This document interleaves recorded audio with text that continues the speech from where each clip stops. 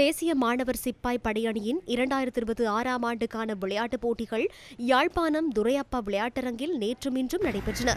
தேசிய மாணவர் சிப்பாய் படையணியின் பணிப்பாளர் மேஜர் ஜெனரல் APCR பிரேமதிலக தலைமையில் நிகழ்வு நேற்று ஆரம்பமானது.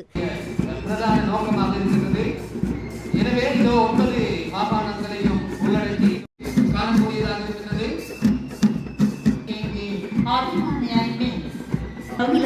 9 மாகாணங்களில் பிரதிநிதித்துவப்படுத்தப்பட்ட